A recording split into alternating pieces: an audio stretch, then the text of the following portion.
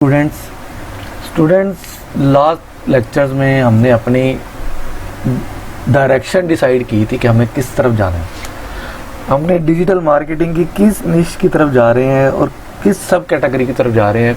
तो हमने ये डिसाइड किया था कि हम SEO की तरफ जाएंगे।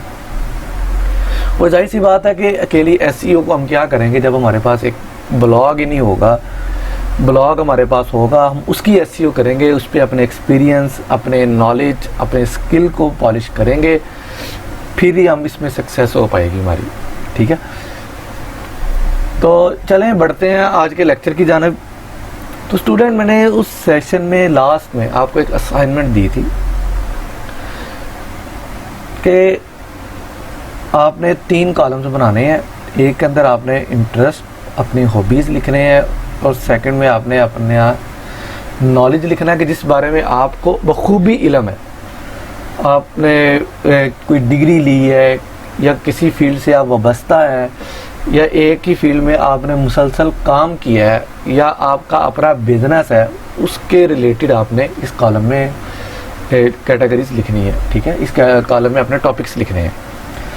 और थर्ड पे आ जाता है कि लर्न, वाना लर्न, कि मैं आगे क्या सीखना चाहता हूँ। किसी वजह से अगर मैं अभी तक सीख नहीं पाया तो मैं आगे, मेरी ख्वाहिश है मुझे उसे सीखने की कि जब भी मेरे पास टाइम मिलेगा मैं इसे लाजमी सीखूंगा, या जब मेरे पास इतनी इन्वेस्टमेंट होगी या इसकी इतनी ज़्यादा फीस है इसको सीखने की, तो वो जब मेरे पास इन्वेस्टमेंट आएगी मैं उसको लाजमी सीखूंगा। इन 3 फील्ड्स को बताने का मकसद ये होता है कि इंटरेस्ट जिस चीज़ में होता है ना, वो इंसान काम बहुत खुशी से करता है और ना इंसान को उसमें थकावट होती है। और अगर उसके पास उसमें मुतालिक नॉलेज भी नहीं भी है तो वो उसे ज़्यादा से ज़्यादा उसके बारे में नॉलेज हासिल करने की कोशिश करता है, क्योंकि उसके अंदर दिलचस्पी होती है। वो ज़्यादा से ज़्यादा मवाद और अपनी दिलचस्पी का उसके अंदर क्या कहते हैं अपीयरेंस डाल के लोगों के सामने पेश करता है, जिससे वो कंटेंट अच्छा तैयार होता है। ठीक है, और अगर आप किसी फील्ड से वो बसता हो, नॉलेज हो आपको, फिर भी आप अच्छा मेरे ख्याल में इससे बेहतरीन तरीका मैनुअल और अनपेड बेहतरीन तरीका कोई भी नहीं हो सकता जो आप टॉपिक सर्च करते हैं। क्योंकि हमने ब्लॉग बनाना है या यूट्यूब चैनल या कुछ भी बनाना हो, हमें सबसे पहले टॉपिक की ज़रूरत पड़ती है। तो टॉपिक के लिए इससे बेहतर मैनुअल मेथड कोई भी नहीं है।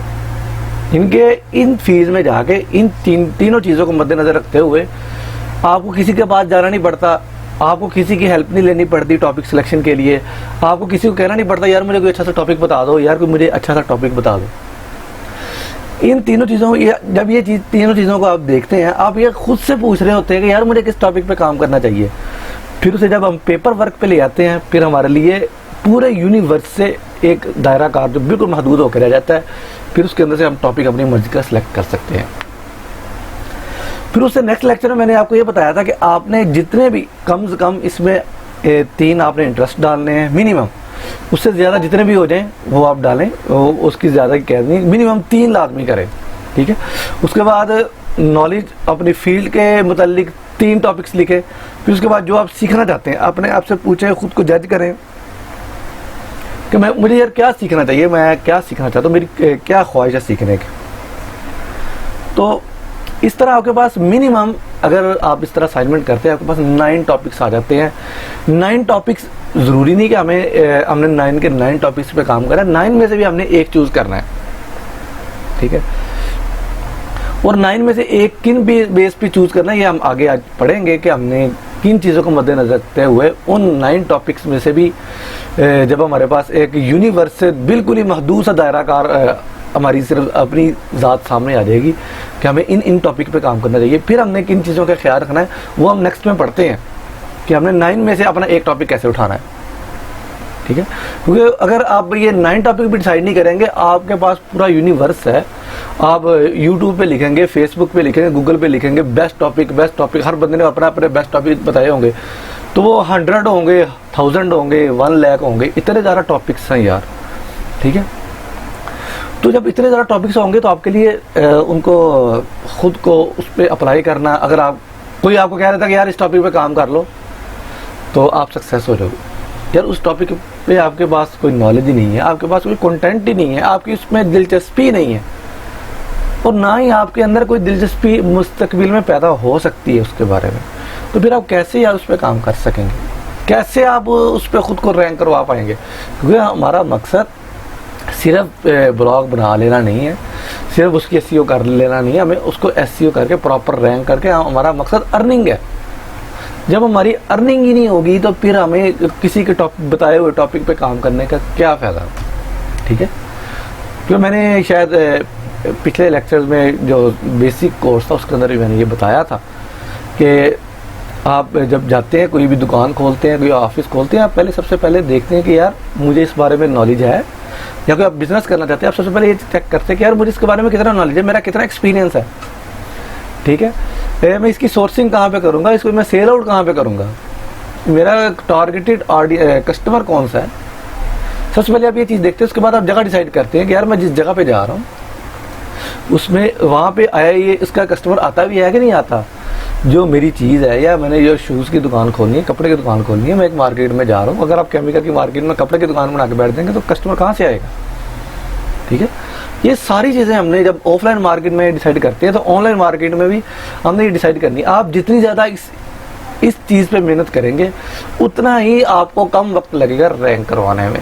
ठीक है, जितनी आप इसको अधूरा छोड़ देंगे, इससे जान छुड़ाएंगे, इस असाइनमेंट से आप जान छुड़ाएंगे, इन फ्यूचर आपको रैंक करवाने में उतनी ज़्यादा प्रॉब्लम होगी, उतना ज़्यादा आपको मटेरियल प्रोवाइड करना पड़ेगा, उतना ज़्यादा आपको नॉलेज गेन करना पड़ेगा कि एक फील्ड में आपको नॉलेज ही नहीं है, आप उसमें जाके ब्लॉग बना के बैठ जाएं तो आप कैसे उसके अंदर खुद को सक्सेस कर पाएंगे। ठीक है, उसके बाद मैंने नेक्स्ट में ये बताया था कि अगर आपने ये 9 टॉपिक बना लिए हैं तो 9 में से भी आपने इस तरह एक ट्री स्ट्रक्चर बनाना है हर टॉपिक का। ठीक है, अब डिजिटल मार्केटिंग का मैंने ये ट्री स्ट्रक्चर आपके सामने बनाया हुआ है। डिजिटल मार्केटिंग के आगे सब टाइप टॉपिक्स आ जाती है, इसकी ट्रेडिशनल मार्केटिंग आ जाती है। फिर उसके बाद अगर इस साइड पे दूसरी साइड पे देखें, मॉडर्न मार्केटिंग, कंटेंट मार्केटिंग और एफिलिएट मार्केटिंग आती है। ठीक है, मॉडर्न मार्केटिंग के अंदर कौन सी आ जाती है? सर्च इंजन मार्केटिंग आ जाती है, सोशल मीडिया मार्केटिंग आ जाती है। सर्च इंजन मार्केटिंग में कौन सी आती है? एसईओ आती है, डिस्प्ले, पेड एडवर्टाइजमेंट आती है। ठीक है, सोशल मीडिया मार्केटिंग में आगे सब कैटेगरीज कौन सी आती हैं? फेसबुक है, टिकटॉक है, स्नैपचैट है, ईटीसी और बहुत ज़्यादा आती हैं। ठीक है, फिर उसके बाद हम इंस्टेंट मैसेजिंग आते हैं, इसके अंदर सब कैटेगरी कितनी आती हैं। इसको बताने का मकसद ये था कि आपका माइंड मजीद खुले, कि आपको जब ये आप ट्री स्ट्रक्चर बनाएंगे ना, आपको खुद ही आइडिया हो जाएगा कि जो आपने खुद को जज किया था कि मैं इस टॉपिक पे काम कर सकता हूँ या नहीं कर सकता, ये आपने जो खुद को जज किया है, ये जब आप ट्री स्ट्रक्चर बनाएंगे तो ये आपका एक टेस्ट हो जाएगा कि यार वाकई मैं इस टॉपिक पे काम कर सकता हूँ। ठीक है, इस टॉपिक को मैं आगे लेके जा सकता हूँ। ठीक है, उसके अंदर फिर आपके सामने यहाँ से बेशुमार कीवर्ड्स के आइडियाज आ जाएंगे। ये ट्री स्ट्रक्चर की इतनी ज़्यादा इंपॉर्टेंस है कि मैं समझता हूँ कि अगर आप कंटेंट राइटर हैं, अगर आप किसी भी टॉपिक पे आर्टिकल लिखना चाहते हैं, किसी भी डोमेन को लेकर, मिसाल के तौर पे ये तो आपके सामने डिजिटल मार्केटिंग है ना, अगर आप ब्यूटी को लेके फ़र्ज़ कर लें, हेल्थ एंड ब्यूटी है, उसको लेके उसके सब कैटेगरी कौन सी आती है? स्किन केयर प्रॉब्लम्स आ जाती हैं, उसके अंदर आई लैशेस आ जाते हैं, और फेस की प्रॉब्लम आ जाती है, और बहुत ज़्यादा आती है। मेरी अब वो फील्ड नहीं है, तो मैं जस्ट समझाने के लिए आपको बात कर रहा हूँ कि आप अपनी फील्ड को खुद से जज करें, खुद से उसको आइडेंटिफाई करने की कोशिश करें, उसके आगे से आगे सब कैटेगरीज की माइक्रो सब कैटेगरीज निकालें। ठीक है, सिर्फ सब कैटेगरीज तक महदूद ना रहे। मैं वही आपसे कहना चाह रहा था कि अगर आप आर्टिकल लिखते हैं, आर्टिकल लिखने के लिए अगर आप सबसे पहले ट्री स्ट्रक्चर बनाते हैं तो आपका आधा आर्टिकल, मैं 60% आर्टिकल आपका रेडी हो जाता है। आप टॉपिक लेके उसके ऊपर ये लिखें, सबसे जैसे मैंने डिजिटल मार्केटिंग लिखा, उसके बाद जितनी शाखें, जितनी ब्रांचेस यहाँ से निकलती हैं, जैसे दरख्त की शाखें होती है, कोई इस तरफ जा रही है, कोई इस तरफ जा रही है, कोई इस तरफ जा रही है, इस तरह आपने फिर वो उन शाखों की शाखें होती है, उसके ऊपर टहनियाँ होती है, उसके ऊपर पंपल्स होती हैं, आपने इसी तरह ही बनाते जाना। वो जितना आप बनाते जाएंगे ना आपका वो एक आर्टिकल अच्छे अंदाज में रेडी हो जाएगा, बल्कि आपको मज़ीद टॉपिक्स के आइडियाज़ भी मिल जाएंगे, आपको पता चल जाएगा। अब ये देखें, अभी डिजिटल मार्केटिंग है, अब सिर्फ इसकी आप गिनती करना शुरू करें, 1 2 3 4 5 6 7 8 9 10 11 12, 13, 14, 15, 16, 17, 18, ये 20 टॉपिक्स मेरे पास आ गए हैं।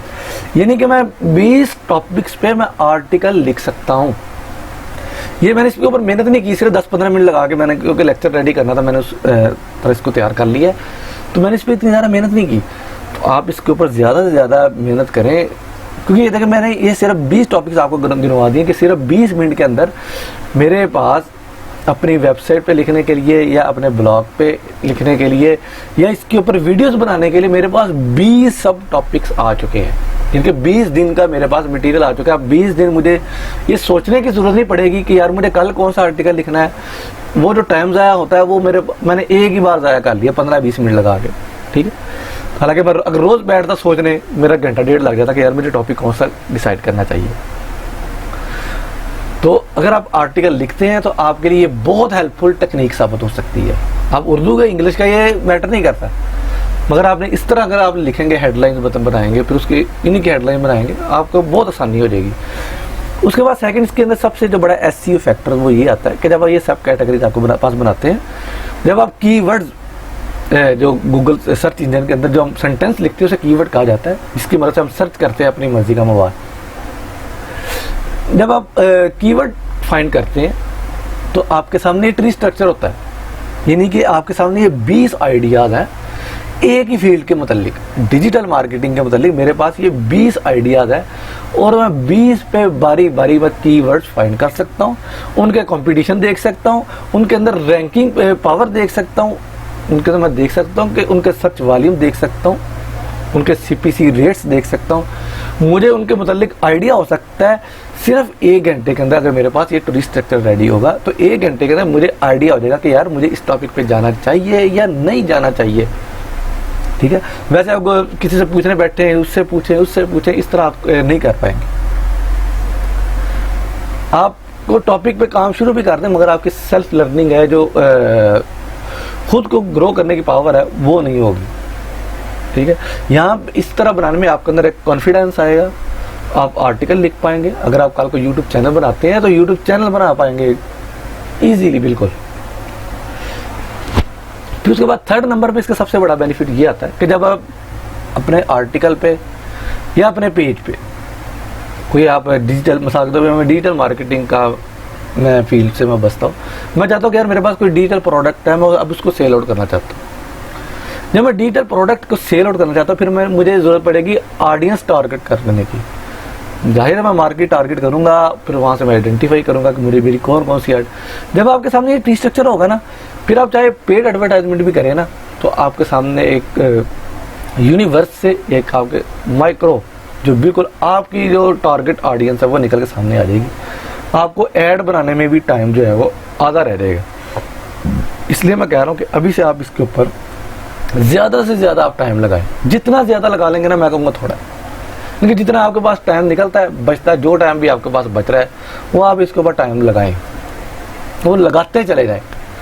आप कोर्स सीखें, जो भी आपने काम करना वो करें, मगर इस काम को आप कभी ना छोड़ें, क्योंकि अगर आपने ब्लॉग बनाना है, उसकी SEO करनी है, ठीक है, तो जाहिर सी बात है आपको रेगुलर उसके ऊपर आर्टिकल पब्लिश करना पड़ेंगे। अगर आप रेगुलर आर्टिकल पब्लिश करने हैं तो फिर जब आपने आर्टिकल लिखना है, आर्टिकल लिखने से पहले अगर आप ये काम कर लेंगे, एक तो आर्टिकल लिखने में टाइम आपका कम स्पेंड होगा, दूसरी आपके पास मालूमात बहुत ज़्यादा आ जाएगी, आपके पास सब कैटेगरीज बहुत ज़्यादा आ जाएंगी, ठीक है।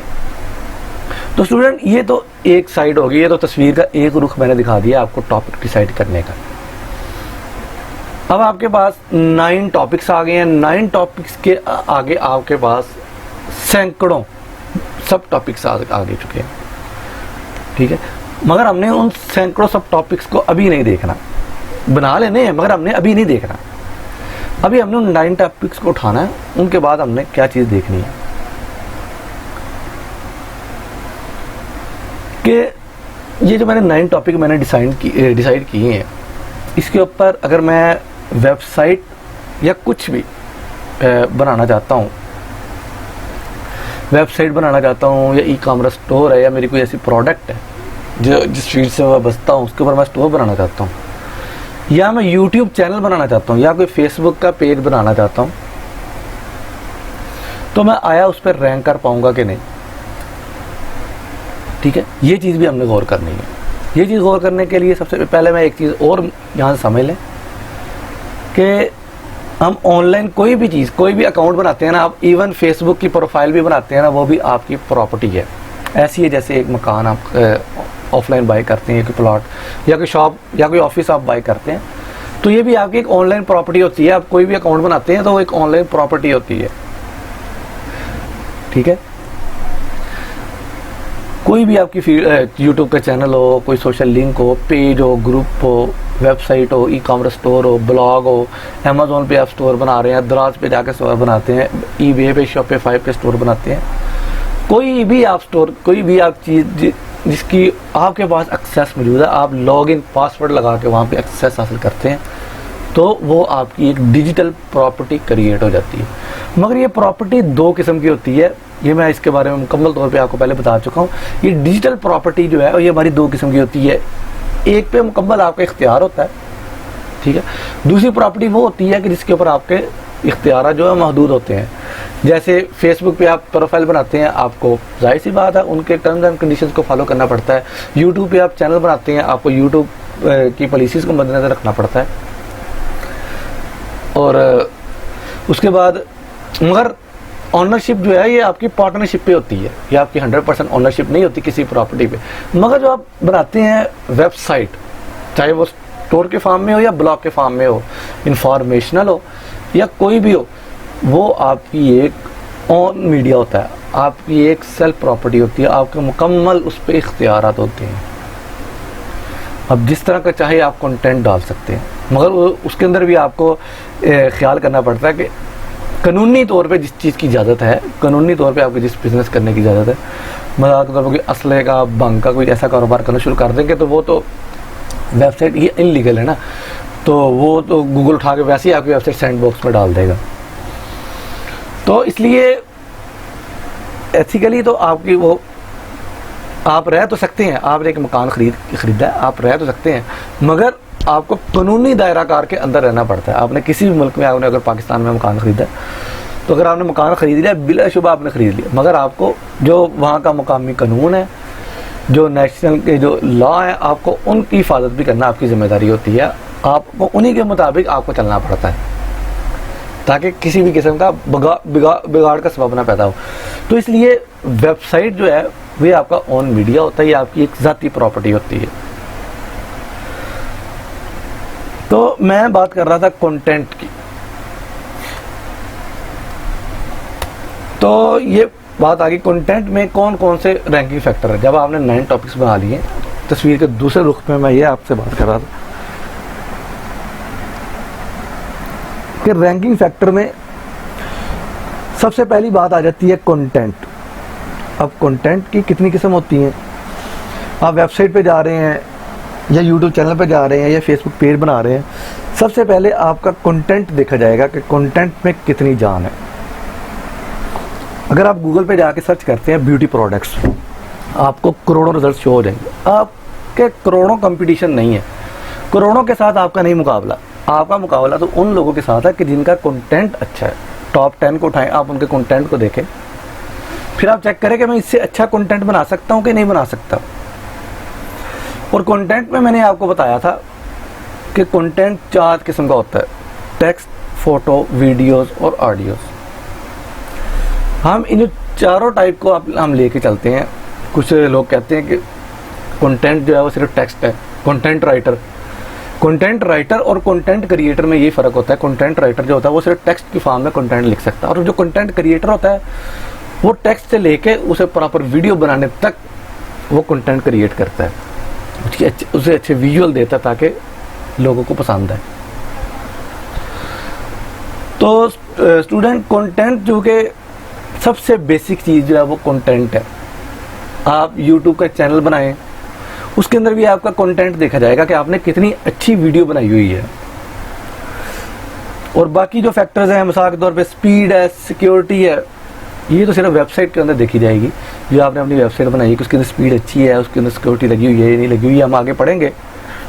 अभी हम जो मैं बात कर रहा हूँ कि वो जो चीज़ जो सीकर को जो नज़र आ रही है, वो चीज़ें मैटर करती हैं। कि कंटेंट उस आपने कितना अच्छा ऑर्गेनाइज किया हो, उसकी अपीयरेंस कितनी अच्छी है, वो कितना खूबसूरत, उसके विजुअल कंटेंट जो हैं वो कितने अच्छे हैं, उसके अंदर अगर आपने फोटोज डाली हुई हैं वो कितनी अच्छी हैं, उसका कलर आई कैचिंग है या नहीं, आपकी वेबसाइट का जो कलर है वो आई कैचिंग है या नहीं, अगर आपने यूट्यूब के चैनल पे जाके थंबनेल बनाया वो आई कैचिंग है कि नहीं, वो अपीलिंग है कि नहीं, वो ऑडियंस को, सीकर को मजबूर करता है कि नहीं उस पर क्लिक करे, वो उसको मजबूर ये करता है कि नहीं वो आपकी वेबसाइट पे ठहरे, कितनी देर ठहरे, या आए और आके चला जाए, हाथ लगा के चला जाए, या आए और बैठे और बैठ के उठ के चला जाए, या आए बैठे और आपसे, अगर आपकी प्रोडक्ट है आपसे प्रोडक्ट खरीदे, या आपने जस्ट इंफॉर्मेशनल कंटेंट डाला वो आपके कंटेंट को अच्छे अंदाज में रीड करे, ना सिर्फ रीड करे पर उसके बुक मार्क में भी डाल दे ताकि नेक्स्ट भी आपको उसका कंटेंट ढूंढने में आसानी हो। ये सभी चीज़ें मैटर करती हैं। तो स्टूडेंट जो कंटेंट है वो किस तरह तैयार होता है, ये मैं ये बात नहीं कर रहा कि कंटेंट कौन सा, कंटेंट कोई भी हो सकता है, चाहे वो फोटो के फॉर्म में हो, वीडियो के फॉर्म में हो, टेक्स्ट के फॉर्म में हो, ऑडियो के फॉर्म में। ये कंटेंट 4 स्टेजेस से गुजर के जब गुजरता है तो फिर ये कंटेंट तैयार होता है। सबसे पहले होता है डाटा। डाटा कैसे, 1 2 3 अल्फ़ाबेटिक कीज़, न्यूमेरिकल कीज़, ये एक रॉ मटेरियल होता है, बिल्कुल रॉ मटेरियल, जिसका जो आप किसी के आगे रखेंगे भी तो उसके कोई बेनिफिट नहीं होंगे, उसको कोई समझ नहीं आएगी, ना आपको समझ आएगी कि आप क्या पेश कर रहे हैं, ना लेने वाले को समझ आएगी कि यार आप क्या ले रहे हैं। ठीक है, ये 1 2 3 2019 2020 ये क्या 19, ठीक है। फिर उसके बाद आता है इंफॉर्मेशनल, इंफॉर्मेशन। डाटा के बाद अब हम नेक्स्ट स्टेज पे पहुंचते हैं, इंफॉर्मेशन। इंफॉर्मेशन के अंदर क्या होता है, मिसाल के तौर पे साल 2019, साल 2021, 2022, 2023, ठीक है। और एक और मिसाल से मैं समझाता हूँ, 1 2 3 ये तो डाटा की फॉर्म है, हम कहते हैं 19 20 21 22 ये तो एक डाटा का फॉर्म है, मगर हम जब कहते हैं 19 के साथ हम कोविड-19 लगा देते हैं तो ये सुनने वालों को समझ में आ जाती है कि यार ये कोरोना की बात कर रहा है, ये उस पेंडेमिक की बात कर रहा है जो अभी रिसेंटली गुजरी है 2-3 साल पहले। ठीक है, तो ये होगी इंफॉर्मेशन। साल 2019, ठीक है, कोविड-19, ये एक इंफॉर्मेशन होगी आपके पास। रॉ मटेरियल को आपने एक इंफॉर्मेशन की शक्ल दे दी, आप अगले को समझ आ जाएगी कि अगर ये 2019 कह रहा है, ये साल की बात कर रहा है या 2019 रुपए की बात कर रहा है। ठीक है, ये 2019 चीज़ें हैं, ये क्या है, ये उसको आपने एक इंफॉर्मेशन की शक्ल दे दी है। जैसे कहते हैं ना कि 100 डिग्री पे इंसान को बुखार हो जाता है, तो इसलिए फिर उसके बाद नॉलेज आ जाता है। यहाँ पे आके आपका कंटेंट जो है वो रेडी हो जाता है। 3rd स्टेज पे आके डाटा के बाद इंफॉर्मेशन, इंफॉर्मेशन के बाद नॉलेज में आके आपका जो कंटेंट है वो रेडी हो जाता है। एक और मिसाल से आपको समझाता हूँ, एक वर्ड है 9 और दूसरा वर्ड है 11। अगर ये 9 की बात करें 11 की बात करें किसी को समझ नहीं आएगी। अगर हम आगे इंफॉर्मेशन में जाते हैं कि 9/11, ये अगर मैं ये वर्ड यूज़ करता हूँ तो आपको समझ में आ जाएगी कि 9/11 एक वाक़या हुआ वो जो अमेरिका में हुआ था। ठीक है, तो इसलिए ये एक रॉ मटेरियल से निकल के इंफॉर्मेशन में आ गया, क्योंकि इससे सुनने वाले को कुछ बात समझ में आ गई, उसके पल्ले कुछ पड़ गया कि यार ये कहने वाला 9/11 के बारे में कुछ कहना चाह रहा है। अगर ये कहना चाह रहा है कि ये 2019 में कोई वाक़या हुआ है या 2001 में कोई वाक़या हुआ है, उसके बारे में कोई बात करना चाह रहा है। ये अगर कोविड-19 की बात कर रहा है तो ये कोरोना वायरस की बात कर रहा है। ठीक है, फिर उसके बाद आ जाता है नॉलेज। इनके 2 फॉर्म हम कलेक्ट करते हैं, फिर उसे हम नॉलेज की शक्ल देते हैं, जिसमें हमारा कंटेंट जो है वो रेडी हो जाता है इस स्टेज पे आके। इसको मैं सेंटेंस भी यूज़ करता हूँ। नॉलेज में क्या है, नॉलेज में हम ये कहते हैं कि 2019 में कोरोना वायरस आया था, ये एक नॉलेज है। ठीक है, 2001 में 9/11 का वाक़या हुआ था, क्योंकि अगले को प्रॉपर समझ में आ गई है, ये आपका एक कंटेंट रेडी हो गया। मगर इस तरह ये मालूमात तो सभी के पास है, ये आप लिखेंगे नेट पे जाके आपके पास हज़ारों मिल जाएंगे। आपको सबको पता है यार 9/11 2001 में हुआ था, कोविड-19 2019 में आया था।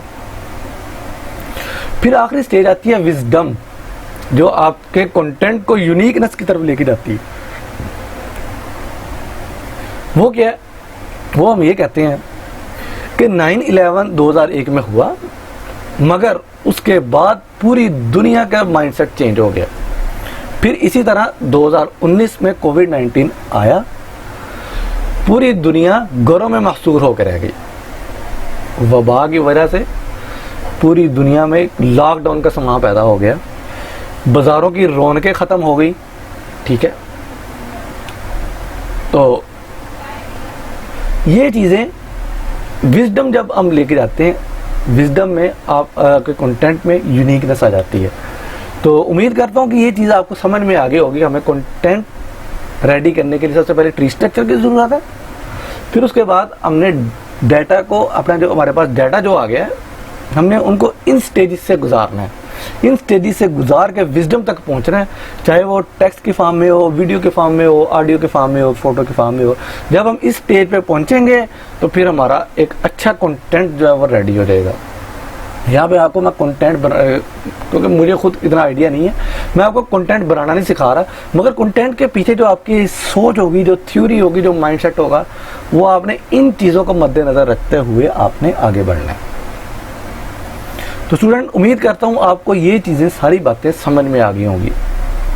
आज की असाइनमेंट मैं कोई भी नहीं दूंगा, मगर मैं आपसे ये बार बार अपील ज़रूर करूँगा कि जो मैंने लास्ट असाइनमेंट मैंने बताई है, उसके आपको बेनिफिट्स आज मैंने बताए हैं, वो आप लाजमी करें। उसको किसी तौर पे आप पीछे अधूरा ना छोड़ें, उसे संजीदा लें, उसे कुछ मजाक ना समझें, उससे जान भी ना छुड़ाएं, क्योंकि वो एक बुनियाद बननी है, वो एक आपकी बेस बननी है। उसी बेस पे आपके ब्लॉग की, आपकी डिजिटल प्रॉपर्टी की बुनियादें खड़ी होनी है। वो बेस जितनी आप मजबूत बना लेंगे, आपकी ऊपर जो इमारत है वो उतनी ज़्यादा मजबूत और पावरफुल होगी। ठीक है, तो मेरा ख्याल में ये सारी बातें आपको समझ में आ गई। दूसरी मैंने आपसे भी बात करनी थी कि अब हम क्योंकि एसईओ सीखेंगे, एसईओ के लिए ब्लॉग की भी ज़रूरत पड़ती है, तो ब्लॉग भी बनाएंगे। तो ब्लॉग के लिए सबसे पहले टॉपिक की ज़रूरत है। टॉपिक डिसाइड करेंगे, फिर टाइम लगेगा थोड़ा टॉपिक डिसाइड करने में, उतनी देर में कुछ चीज़ें भी समझ में आ जाएंगी आपको। तो आज का लेक्चर का मकसद सिर्फ आपके कुछ माइंड सेट से, आपके माइंड में कोई चीज़ें मज़ीद ऐड करना और कुछ प्रीवियस चीज़ें रिमूव करना होता है। क्योंकि आप ये कोर्स कर रहे हैं, तो इसलिए आपको ये चीज़ें में रखना चाहिए कि जिस तरह मैं आपको चला रहा हूँ, स्लोली इसी तरह ही आप चलें। क्योंकि यहाँ पे हर तरह के स्टूडेंट मौजूद हैं, न्यू भी हैं, एक्सपर्ट्स भी हैं, तो इसलिए सभी को हमने लेके चलना है। तो आप ज़्यादा से ज़्यादा टॉपिक फाइंड करने में, मेरा आज का सारा जो मुद्दा था वो यही था कि टॉपिक सर्चिंग हमने कैसे करनी है। और अगर हमने टॉपिक सर्च कर लिया है तो फिर उसके बाद तस्वीर का दूसरा रुख जो है वो हमने कैसे डिसाइड करना है। तस्वीर के दूसरे रुख में आपका कंटेंट आता है कि हमने कंटेंट कैसे तैयार करना है, क्योंकि हमने रैंक करना है। और रैंक करने में कौन कौन से फैक्टर इंपॉर्टेंट है, कंटेंट आता है सबसे पहले। अगर आपका क्योंकि कंटेंट इज़ किंग, अगर आपके कंटेंट में जान होगी तो आपको रैंक करने में कोई भी नहीं होता। क्योंकि वेबसाइट में और भी चीज़ें मैटर करती हैं, आपकी स्पीड, सिक्योरिटी, अपीयरेंस तो जाहिर सी बात है, वो तो कंटेंट जब अच्छा होगा तो आपकी अपीयरेंस भी अच्छी आ जाएगी, आप कलर स्कीम्स अच्छी यूज़ करेंगे, जो आई कैचिंग्स होंगी। तो ये दो चीज़ें, कंटेंट और अपीयरेंस, ये अच्छी हो आपके चैनल पे, आपके स्टोर पे, तो ये चीज़ें अच्छी होंगी तो ये भी चलें। क्योंकि उसके बाद एक और चीज़ भी आ जाती है, आपके फीडबैक्स आते हैं, आपके कमेंट्स आते हैं जो लोगों ने किए होते हैं, आपके रिव्यूज़ आते हैं जो लोगों ने किए होते हैं, वो भी मैटर करते हैं। वो इसके बाद आता है कि जब हमने कंटेंट रेडी कर लिया, उसके बाद का मसला। तो इसलिए वेबसाइट की स्पीड, वेबसाइट की सिक्योरिटी, ये तो हम चेक करेंगे, मगर अभी हमारा सबसे ज़्यादा इन दो पे हमने जोर दिया होगा। ठीक है, इन दो पे आप फोकस करें। और ये दो चीज़ें जो है ये हम पढ़ेंगे जब, उसको अगर आपको समझ में आएगी कि स्पीड कैसे बढ़ाई जाती है और सिक्योरिटी का कैसे ख्याल रखा जाता है वेबसाइट की। फिर उसके बाद हमने पढ़ा कि जो कंटेंट है वो किन स्टेजेस से गुजरता है। इन स्टेजेस का हमने ख्याल रखते हुए उन 9 टॉपिक्स को हमने इन स्टेजेस से गुजारना है कि हमारे पास इतना नॉलेज है कि हम इन स्टेजेस से गुजार के उसके अंदर यूनिकनेस लेके आ सकें। ठीक है, फिर जो 9 टॉपिक्स में से जो एक टॉपिक भी इन स्टेजेस से गुजर जाएगा, हम उसी टॉपिक पे हम ब्लॉग बना लेंगे। तो इसलिए आप मेहनत करें, उसके ऊपर ज़्यादा से ज़्यादा टाइम लगाएं। तो इंशाल्लाह ताला कल हम प्रॉपर सर्च इंजन को समझेंगे।